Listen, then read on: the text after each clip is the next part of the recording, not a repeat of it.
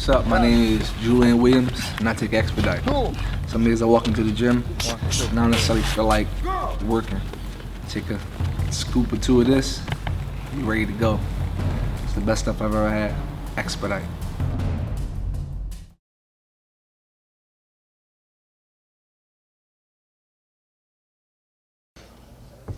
It's really hard to tell. It's really about the style that Canelo brings to the table, because we've seen him bring different styles in both Golovkin's fight. He fought two totally different styles. But I think the key for me is just setting the tone early, fighting my form and style of boxing that'll assure me a victory, and adjusting if need be. He throws about 45 punches around. I saw Andre in the build-up to this fight on Sporting News saying, "Man, he threw 90 punches in sparring that round." Do you think that's important to this fight? You got to be more active than Canelo. I think that's key in any fight, but definitely this fight, because the more punches that I throw and the more accurate that I am inside the fight, I think will assure me each and every round. The goal and the key for me is to hit and not get hit. But Andre's mentality and motto is, when you're throwing almost 100 punches around, you can never lose a fight. So that's just really the keys to victory, is just to stay busy, stay active, especially against a guy who fights in spurts. I mean, throughout Canelo's whole career, we've seen him fight in maybe half of a round, but it's great rounds, but at this level, in my opinion, especially against a fighter like Canelo Alvarez, I need to remain active, busy, my jab popping, my combinations, punches and bunches, and if I need to set up power shots to gain my respect or to push him back or whatever the case may be, we're prepared to do so.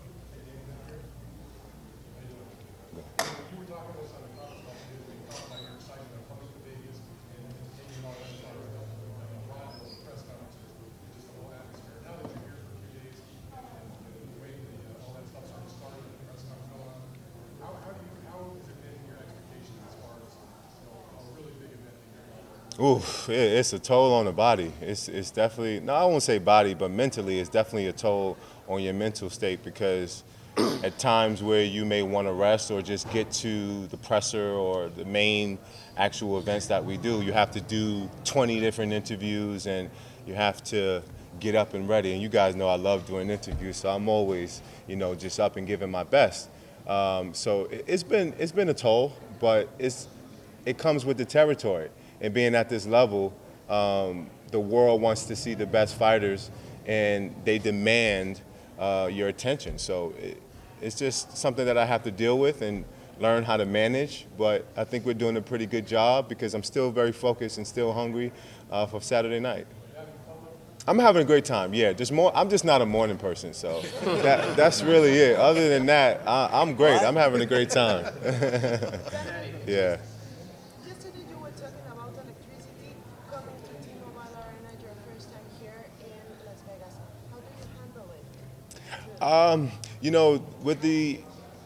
This is a big fight. There's no doubt. It's inevitable that there are going to be so many fans, and Canelo Alvarez is a very popular guy. So the fact that everyone was there cheering on Canelo, and the arena was almost filled inside that lobby, right? And it shows that boxing is still alive, and that when you're at this stage, things that you've always dreamed of when you first put your first pair of boxing gloves on can come true.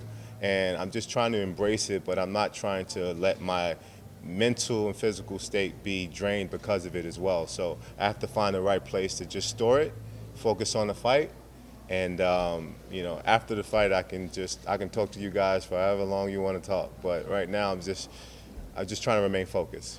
Mexican fans are the hardest. Mexican fans are the hardest. Do you want to conquer their heart?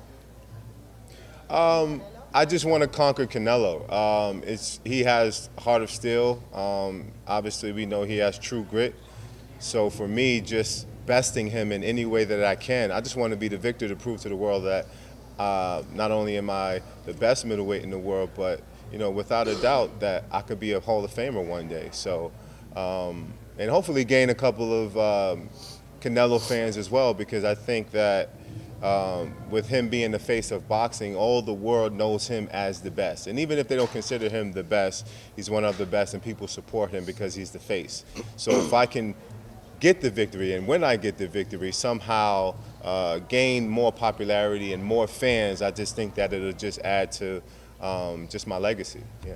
Do you go into this fight kind of with a plan of, fighting out of a southpaw stance at all, or is that switching into that stance? Is that something that's just kind of happens?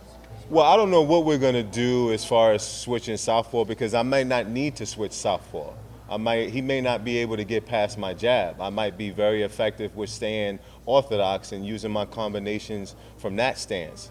When I switch southpaw, sometimes it's just to give a fighter a different look, and it's to get more of an advantage from that stance, because it takes a little longer for them to reach me because I'm such a long guy, and when I sit on that back foot, I'm even longer to reach to, and Canelo Alvarez has shorter arms. So there's so many things that we can go to. We have plan A, we have plan B, all the way to plan Z. So it's about adjusting, implementing what I need to do inside the fight. From my team, Andre Rozier, he's going to instruct me from the corner and yelling, obviously, from ringside.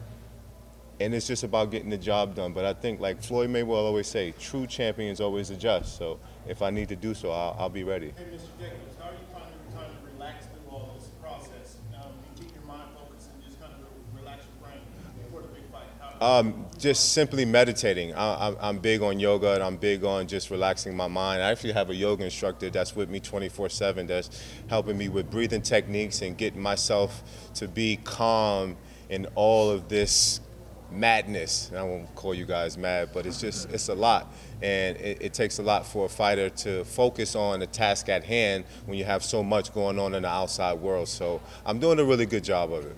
Danny, how many requests for tickets are you getting right now? None whatsoever. Yeah, this is the Golden Boy card, and we only got about 20 tickets.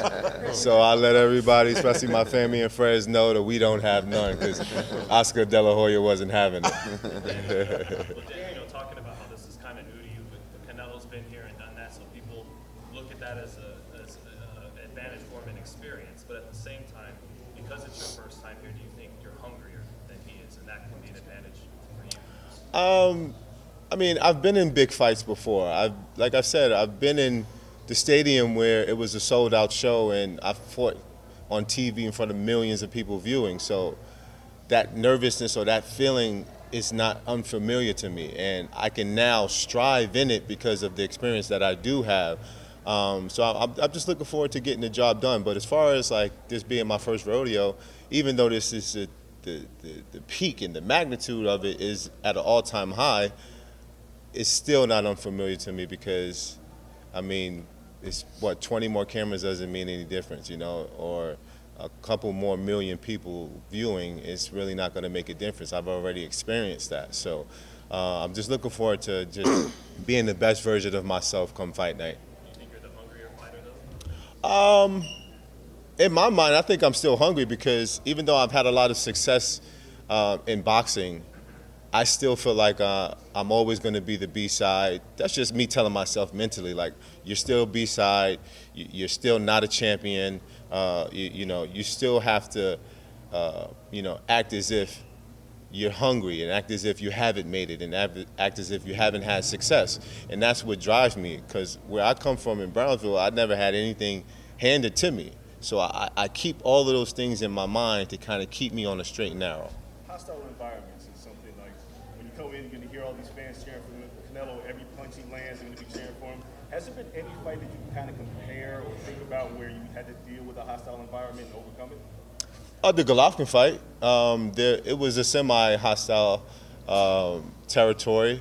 Even though by the end of the night we gained a lot of fans and people were rooting for me by the end of the night, but I just think that how I use the energy is going to affect me in the best way, shape possible, because I thrive off of just energy. And like I've said before, whether they're rooting for me or whether they're booing against me, the fact that it's going to be noise and cheering and screams, that's going to pump me up. So it's just going to bring the best out of me. When, you talk about the judges being swayed and things like that, but how are you swayed by the crowd when they're cheering for Canelo? Maybe a punch that you blocked, they're cheering for. How do you turn that energy into not nervous energy or excitement, but how do you stay composed in that moment? Well, I just get excited, but it's really up to me to know how to go with that excitement and work harder or push harder, or to fall back and box. And, I had that experience. And, I'm not going to react to every cheer, to every chant. But like I said before, it just fuels me. It doesn't do the opposite of what people may think, which is, make me feel like I'm not doing a good job, or, deter me from getting the job done. Yeah, can you talk about the decision to accept the rehydration clause? I'm sorry? Talk about the decision to accept the rehydration clause? Well, I don't know if we would have got the fight if we wouldn't accept the terms that Golden Boy set out. And plus, this is not something that I'm not familiar with. We did it in my last fight, and I physically felt great. We followed the 10-pound rules, and we still came in the fight the weight that we wanted to come in. It's just that the day before, we have to eat still kind of on a diet that we've been having all along the camps, which is, it's not a bad thing. I mean, the 10-pound rule is not the worst thing that they couldn't have thrown at me. So I wasn't insulted at all, no. I kind of knew it. It was actually kind of expected, because when I fought Golovkin, there was this whole big thing, which was a lie, that I came in the ring at 180, 85 pounds, and that was the reason that I was able to do so well. But if you guys know boxing, you know a fighter who gained 25 pounds in less than 24 hours can't perform the way that I performed, can't move, can't be sharp the way that I was in the Golovkin fight. So I'm here to not only kill that and let the fans know that, I go by the rules, and that I can come into the fight at a comfortable weight where it's convenient for me, and I don't need any advantages. It's just my skills that speak for himself.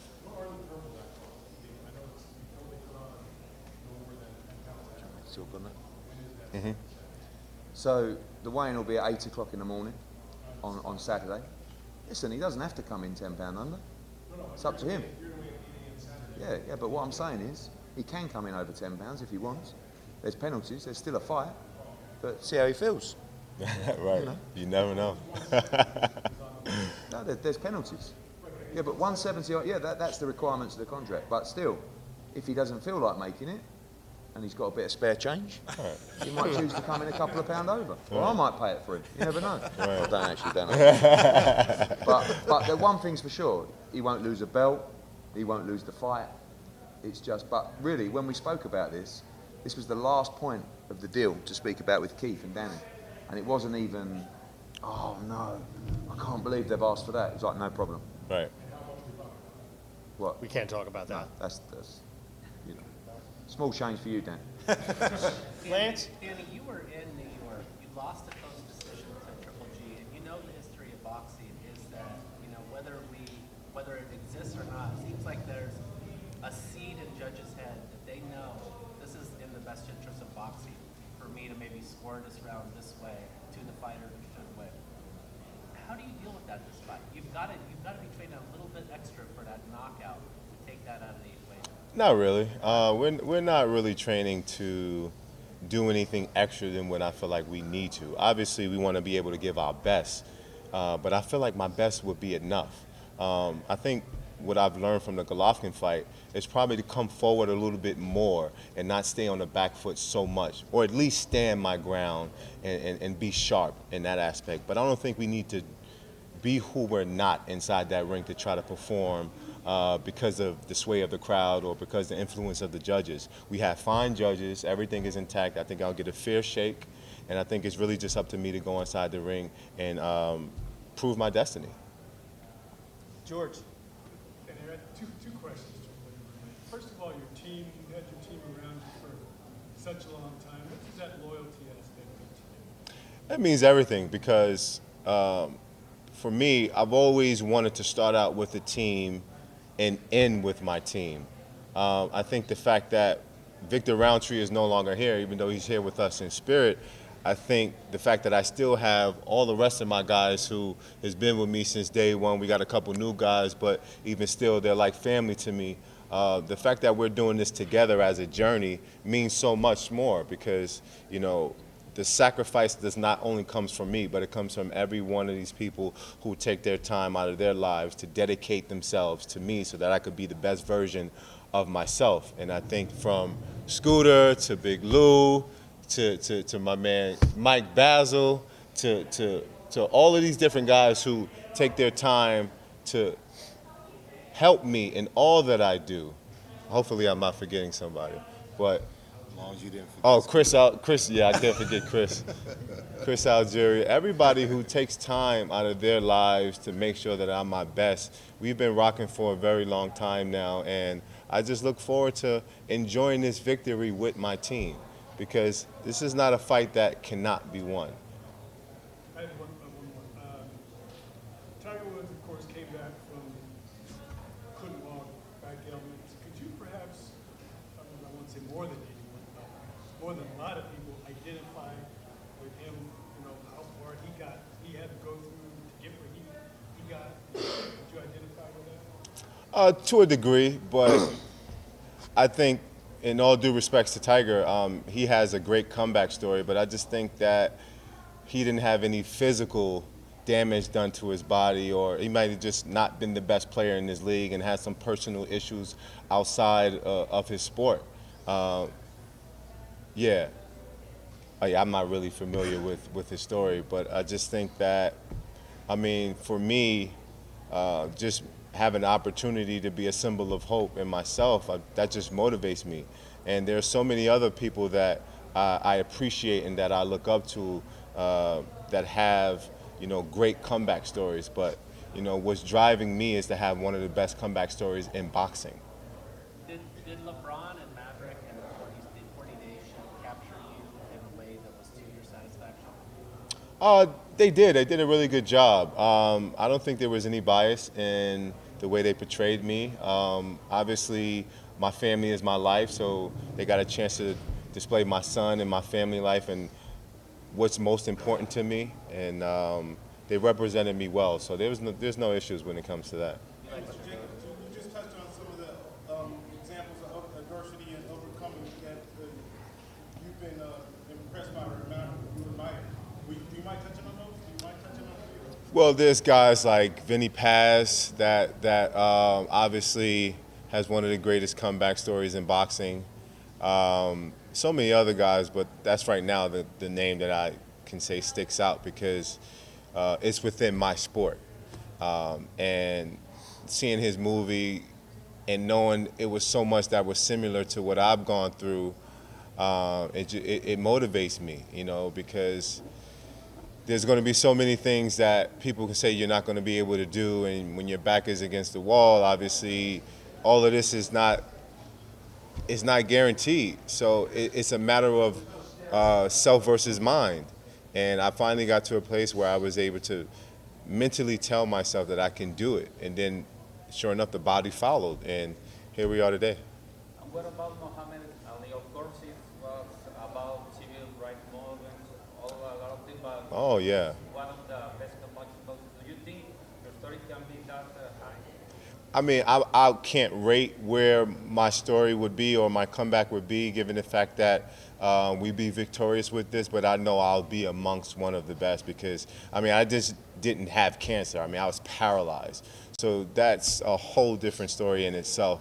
But I respect and admire and idolize Ali for all that he stood for, because he was not only a champion inside the ring, but he was the people's champion, and he represented the culture. So for me, being a symbol of hope in myself through so many people affected by cancer throughout the world makes me, in my mind, the people's champion and representing that anything is possible if self-belief, self-confidence, and never giving up, putting the creator high.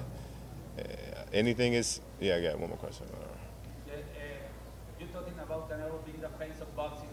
For some reason, there's still some people in Mexico who don't believe in him, who also think he's just a product of TV.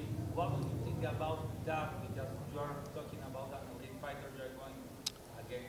Well, I don't really know too much about what the Mexican people think about Canelo, but from what I know, aside from the stuff that he had going on with the meat, and all of those. I mean, I don't really want to touch on it too much, but aside from that, he's always been a great fighter. He don't really talk too much for you to say he's this or he's that, but me personally getting a chance to meet him, I think he's a great guy. But my job is just to go inside the ring and block out any distractions and just to go in there and knock Canelo out or get the decision. Yeah, you say you want to block out distractions, but you talk about putting something in your ear, music. What are you listening to music-wise before the fight? I'm either bumping MOP from Brownsville, Brooklyn. I'm either pumping some Notorious B.I.G., some Bob Marley, some something that just, for me, represents the struggle, especially the struggle of my people and the culture that truly motivates me because, you know, when Canelo is fighting for his Mexican people, he comes out to Mexican music, and that pride that he feels from that, that's what I get when I'm listening to all of those people who inspire me through their music, because the struggle is very similar that I have, so, yeah. Is it really a priority for you at all that this is a great fight, or is it just about winning? You know, if the fight turns out to be more of a chess match than people want, is it just about winning? Yeah, I think it's about the fight for me. I think, you know, I want this fight to be one of those fights where people can talk about for years to come. Not only I just won and beat Canelo Alvarez by a boring fight, I want this to be, I mean, I don't want it to go longer than it have to if I can get the knockout, obviously, but I want this to be a really, really entertaining fight for however long it lasts. So, yeah. What if that works to your detriment, though? What if it's better for you? But it's not going to change my game plan. You know, me wanting it to be an exciting fight is not going to change how I perform. That's just my hopes of it. And I know that Canelo brings a lot to the table, but we don't know the Canelo Alvarez that's going to show up come Saturday night. So for me, I have my game plan set forth, and we're just going to try to execute it the best way we know how. But I'm in hopes that it will turn out because our styles complement each other. And if he is to bring it, you can best believe I'm going to bring it. All right. Wrap? No question, ma'am? Ma'am, no question? When you talk about, we got Chris Algieri in your corner, and Chris has fought guys like Manny Pacquiao before. Has he given you any advice on a big fight like this against one of the biggest stars of boxing like Canelo Alvarez?